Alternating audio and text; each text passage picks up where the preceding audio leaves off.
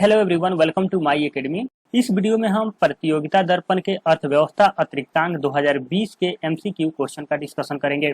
इसके पहले हमने पार्ट 1 और पार्ट 2 में अर्थव्यवस्था अतिरिक्तांक के एमसीक्यू का डिस्कशन किया है। ये पार्ट नंबर 3 है। इंडियन इकोनॉमिक्स अतिरिक्तांक 2020 का पार्ट नंबर 3 है। अगर आपने पार्ट 1 और पार्ट 2 इसका नहीं देखे हैं तो डिस्क्रिप्शन बॉक्स में लिंक है। इस वीडियो को देखने के बाद आप वहां पे क्लिक करके देख सकते हैं। और अगर आप हमारे चैनल पर नए हैं तो चैनल को जरूर सब्सक्राइब कर लीजिए, बेल आइकन को प्रेस कर दीजिए ताकि सभी वीडियो का नोटिफिकेशन आपके पास पहुंच सके। और आप वीडियो को जरूर लाइक कर दीजिए। आपको पता होगा कि अर्थव्यवस्था अतिरिक्तांक सभी कॉम्पिटिटिव एग्जाम के लिए बहुत इंपॉर्टेंट होता है। तो आप इस वीडियो को एक एक क्वेश्चन को आप देखिएगा, याद कीजिएगा। चलिए पहला क्वेश्चन डिस्कशन करते हैं। पहला क्वेश्चन में पूछा गया है, महिलाओं की साक्षरता दर सबसे ऊंची किस राज्य में है, यानी कि किस स्टेट में महिलाओं की साक्षरता दर सबसे हाई है। तो ऑप्शन नंबर बी यानी केरल इसका करेक्ट आंसर होगा, यानी कि केरल स्टेट में महिलाओं की साक्षरता दर सबसे हाई है। और ओवरऑल साक्षरता दर केरल में भी सबसे हाई है, यानी 1 नंबर पे केरल है। दूसरा क्वेश्चन देखते हैं, अब तक कुल कितने वित्त आयोग गठित हो चुके हैं। यानी कि आपको पता होगा पहला वित्त आयोग 1951 में गठित हुआ था और इस बार 15वां वित्त आयोग गठित हुआ है। यानी कि ये 15 अब तक 15 वित्त आयोग का गठन हो चुका है। और जो यानी इसी को फाइनेंस कमीशन कहते हैं। और इसके 15वां के चेयरमैन है एन.के. सिंह। एन.के. सिंह आप याद रखिएगा। क्वेश्चन नंबर 3 की बात करते हैं। 2020-21 के दौरान केंद्र सरकार के कुल वास्तविक व्यय में सर्वाधिक व्यय किस मद में प्रस्तावित है। तो ये ब्याज अदायगी में सबसे ज्यादा केंद्र सरकार के जो कुल व्यय है उसमें ब्याज अदायगी में सबसे ज्यादा उसका व्यय होता है केंद्र सरकार के, यानी ऑप्शन नंबर डी इसका करेक्ट आंसर होगा। क्वेश्चन नंबर 4 देखते हैं। मार्च 2020 के स्थिति के अनुसार भारतीय रेल की तेजस नाम से निम्न में से कौन सी प्रीमियम कॉर्पोरेट ट्रेन का परिचालन IRCTC द्वारा किया जाएगा। तो इसमें देखिए लखनऊ दिल्ली टू लखनऊ तेजस एक्सप्रेस है, बिल्कुल करेक्ट आंसर है। दूसरा है अहमदाबाद मुंबई तेजस एक्सप्रेस। तीसरा है काशी महाकाल एक्सप्रेस। ये तीनों ऑप्शन करेक्ट है। नेक्स्ट क्वेश्चन देखते हैं। क्वेश्चन नंबर 5, निम्नलिखित में कौन सा कथन सत्य है। कथन 2 दिए हुए हैं। कथन 1, चीन भारत के आयातों का सबसे बड़ा स्रोत है, ये बिल्कुल करेक्ट है। दूसरा देखते हैं, इसके बाद यानी चीन के बाद संयुक्त राज्य अमेरिका, उसके बाद संयुक्त अरब अमीरात और तीसरा संयुक्त अरब एवं संयुक्त अरब, ये दोनों बात एक ही है। तो ये दूसरा भी करेक्ट है, यानी कि दोनों जो आपका कथन है वो सत्य है, यानी कि ऑप्शन नंबर सी इसका करेक्ट आंसर हो जाएगा। कथन 1 और कथन 2 दोनों सत्य है। नेक्स्ट क्वेश्चन देखते हैं। क्वेश्चन नंबर 6, निम्नलिखित नीचे दी गई सूची यानी वित्तीय वर्ष दिया हुआ है 2012 से 13, 15 से 17, 16 से 17, 17 से 18, 18 से 19, 4 आपका वित्तीय वर्ष दिया हुआ है। और सूची 2 में आपका जीडीपी के प्रतिशत रूप में सेवा निर्यात पर विचार करके कूट को सही विकल्प चुनिए। यानी कि जो आपका जीडीपी प्रतिशत है उसका दिया गया है परसेंटेज, तो आपको इसमें मतलब मिलान करना है। तो देखिए आपका 2013 से 14, 2013-14 जो है इनका कब मतलब कितना जीडीपी था ये बताना है। तो इसका करेक्ट आंसर है 2013-14 में जीडीपी था आपका ये 8.2। तो 8.2 था जीडीपी। उसके बाद जब नई गवर्नमेंट बनी तो जीडीपी लगातार गिरावट होते होते -23.9 पे अभी जीडीपी आपका है, यानी कि पहले पॉजिटिव में था। 8.2 जो यूपीए की गवर्नमेंट थी उसके बाद लगातार गिरावट हो रही है। उसके बाद बी है 2016-17 में आपका जीडीपी कितना है। तो इसमें आप देख सकते हैं, इसमें मिलान करना है तो ऑप्शन नंबर बी इसका करेक्ट आंसर हो जाएगा कि एक ही ऑप्शन में ऐसा है कि 8.2 जो है ए ऑप्शन में 8.2 एक ही ऑप्शन में है, इसीलिए आपका बी करेक्ट आंसर हो जाएगा। यानी कि 2016 और 17 में बात करें तो आपका 7.2 जीडीपी था। और उसके बाद 17 और 18 में देखें तो 7.4। तो आप इसको ऐसे मिलान कर सकते हो, एक का 3rd, बी का 1 और सी का 2 और डी का 4। या 2018-20 में 7.7 था, अब 18-19 में 7.7 था और 19-20 में आपका माइनस चला गया। आपको पता है कोरोना वगैरह के वजह से ये काफी डिक्रीमेंट है। क्वेश्चन नंबर 7 देखते हैं। भारत वर्तमान में विश्व में चीन के पश्चात दूसरे सबसे बड़ी आबादी वाला देश है। यानी ये आंसर बता रहा है कि भारत जो है दूसरा सबसे बड़ा आबादी वाला देश है, लेकिन विश्व में तीसरा सबसे बड़ी जनसंख्या वाला देश कौन सा है, आपसे पूछा गया है कि थर्ड लार्जेस्ट पॉपुलेटेड कंट्री कौन सा है, तो आपका हो जाएगा यूएसए। यूएसए का 30 करोड़ जनसंख्या है, 30 करोड़ से ऊपर जनसंख्या है और ये थर्ड स्थान पे है। नेक्स्ट क्वेश्चन देखते हैं, क्वेश्चन नंबर 8, दूसरी पंचवर्षीय योजना का प्रारूप किस अर्थशास्त्री के आर्थिक मॉडल पर आधारित था, तो ये था PC Mahalanobis, PC Mahalanobis. Next question देखते हैं, क्वेश्चन नंबर 9, नए स्थापित किए गए ब्रिक्स विकास बैंक का मुख्यालय कहाँ है, तो ये संघाई में है, चाइना में संघाई शहर है, वहां पे है ब्रिक्स बैंक विकास बैंक का मुख्यालय। क्वेश्चन नंबर 10 देखते हैं, राष्ट्रीय कृषि और ग्रामीण विकास बैंक यानी कि नाबार्ड की स्थापना किस पंचवर्षीय योजना के तहत की गई। देखिए इस क्वेश्चन में थोड़ा सा मिस प्रिंटिंग है, लेकिन आप मैं क्वेश्चन एग्जैक्ट बोल देता हूँ। आपसे क्वेश्चन पूछा गया है नाबार्ड जो बैंक है यानी राष्ट्रीय कृषि और ग्रामीण विकास बैंक है नाबार्ड, उसकी कौन सी पंचवर्षीय योजना में इसकी स्थापना की गई, तो इसकी स्थापना की गई 8वीं पंचवर्षीय योजना में इसकी स्थापना की गई।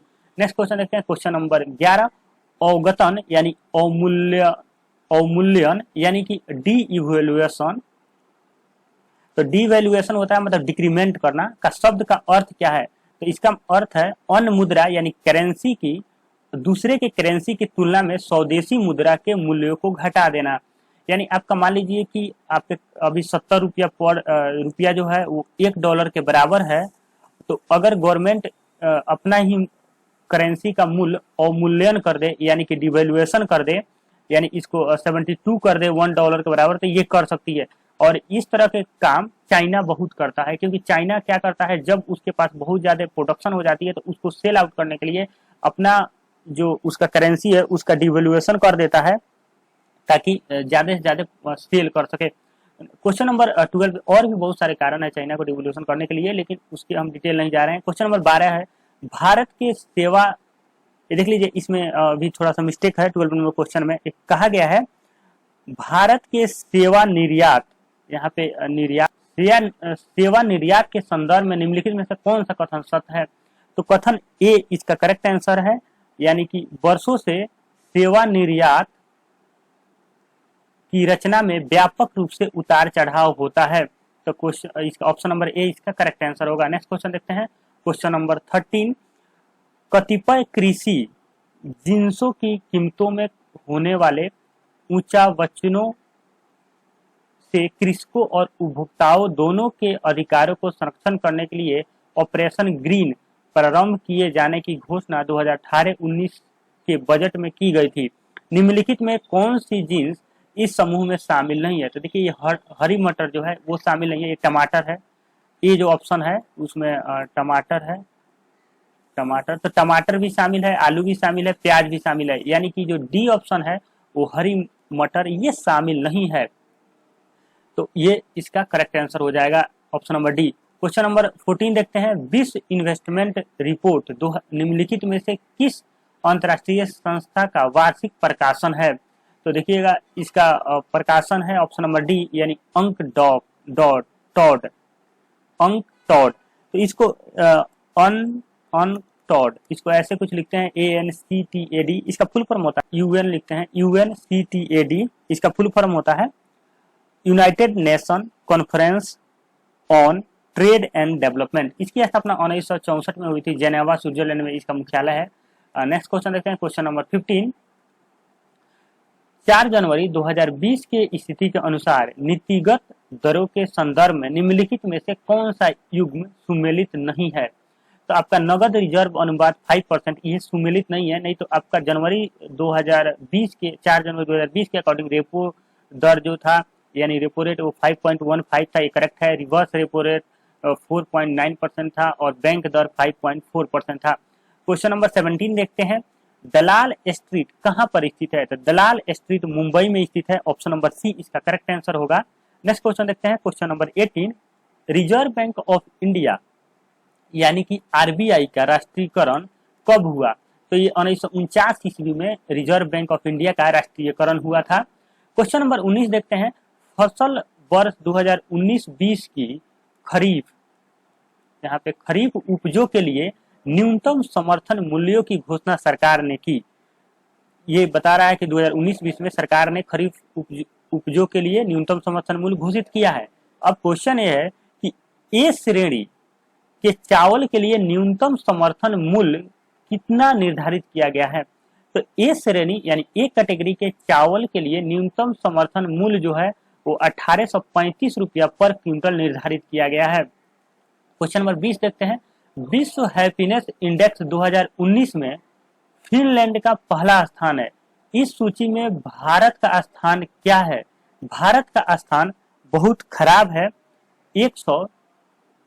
140 है, यानी कि भारत हैप्पीनेस इंडेक्स में बहुत पीछे है। भारत के लोग बहुत ज्यादा दुखी हैं, इस चीज को डिसाइड करता है ये बात। और फिनलैंड सबसे हैप्पीनेस कंट्री है पूरे वर्ल्ड में 2019 के रिपोर्ट के अनुसार। 21 नंबर क्वेश्चन देखते हैं। इकोनॉमिक्स फ्रीडम इंडेक्स 2020 में हांगकांग का सबसे स्वतंत्र राष्ट्र घोषित किया गया है। यानी इकोनॉमिक्स फ्रीडम इंडेक्स में आपसे पूछा जाए पहला स्वतंत्र राष्ट्र 1 नंबर पे कौन है, तो हांगकांग है। लेकिन इस सूची में भारत का स्थान क्या है? तो भारत का स्थान इस सूची में 129 है। तो 129 आप याद रखिएगा भारत के लिए। और क्वेश्चन नंबर 22 देखते हैं। शाख नियंत्रण के परिधीय उपचार में निम्नलिखित में से क्या शामिल नहीं है? तो ये शामिल नहीं है आपका ऑप्शन नंबर खुले बाजार, समुद्रीय तरलता अनुपात, तो यानी ऑप्शन ऋणों के लिए मार्जिन आवश्यकताएं, ये सब सम्मिलित है। लेकिन जो डी नंबर है ऋणों के लिए मार्जिन आवश्यकताएं, ये ऑप्शन नंबर डी इसका करेक्ट आंसर होगा। नेक्स्ट क्वेश्चन देखते हैं। Question number 23। क्वेश्चन नंबर 23 कहता है विश्व इकोनॉमिक सिचुएशन, ये सिचुएशन है, और प्रोस्पेक्टस के नाम से वार्षिक रिपोर्ट कार्य प्रकाशन निम्नलिखित में से किसके द्वारा की जाती है? तो ये की जाती है संयुक्त राष्ट्र संघ द्वारा। यहाँ पे देख लीजिएगा, थोड़ा सुधार कर लीजिएगा, विश्व इकोनॉमिक सिचुएशन और प्रोस्पेक्टस एवं प्रोस्पेक्टस, इसका यहाँ पे थोड़ा सा मिस प्रिंटिंग है, तो ऑप्शन नंबर ए इसका करेक्ट आंसर होगा। क्वेश्चन नंबर टाइपिंग में थोड़ा सा मिस्टेक हो जाता है, हिंदी टाइपिंग करना थोड़ा मुश्किल होता है। नेक्स्ट क्वेश्चन देखते हैं। Question number 24। भारत सरकार द्वारा निम्नलिखित में से किस योजना को विश्व की सबसे प्रमुख योजना बताया जा रहा है? तो भारत सरकार का कहना है कि ये विश्व की सबसे प्रमुख योजना है। इसमें है 10 करोड़, यानी ऑप्शन नंबर बी में 10 करोड़ निर्धन और वंचित परिवारों को द्वितीयक और तृतीयक उपचारों के लिए 5 लाख की सीमांतगत स्वास्थ्य सेवा उपलब्ध कराना। ये 10 यहाँ पे नहीं है, 5 लाख है, तो सिर्फ 5 लाख की सीमांतगत स्वास्थ्य सेवा उपलब्ध कराना है। यानी कि उनको जो बीमा होती है, स्वास्थ्य बीमा, उनको उपलब्ध कराएगी भारत सरकार 10 करोड़ ऐसे निर्धन और वंचित परिवारों को। देखिएगा 10 करोड़ लोगों को नहीं, 10 करोड़ परिवार की बात की जा रही है। क्वेश्चन नंबर 25 देखते हैं। राष्ट्रीय आवास बैंक निम्नलिखित में से किसका नियंत्रित उपकरण है?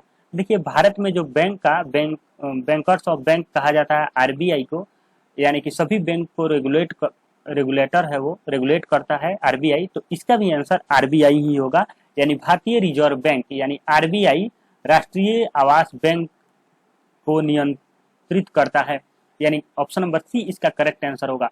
तो ये था पार्ट 3 में 25 एमसीक्यू क्वेश्चन। नेक्स्ट में मैं 25 और लेके आऊंगा आपके लिए लेक्चर नंबर 4 में, यानी पार्ट 4 होगा वो, प्रतियोगिता दर्पण अतिरिक्तांक 2020 का पार्ट नंबर 4 होगा। तब तक आप हमारे चैनल के साथ बने रहिए। माई एकेडमी यूट्यूब चैनल को जरूर सब्सक्राइब कर लीजिए और बेल आइकन को प्रेस कर दीजिए। और आप हमारे टेलीग्राम चैनल से ज्वाइन कर सकते हैं, सभी वीडियो का नोटिफिकेशन वहां भी शेयर की जाती है। तो नीचे डिस्क्रिप्शन बॉक्स में लिंक है, आप वहां पे क्लिक करके आप ज्वाइन कर सकते हैं टेलीग्राम चैनल। और वीडियो देखने के लिए आपका बहुत बहुत धन्यवाद। Thank you for watching.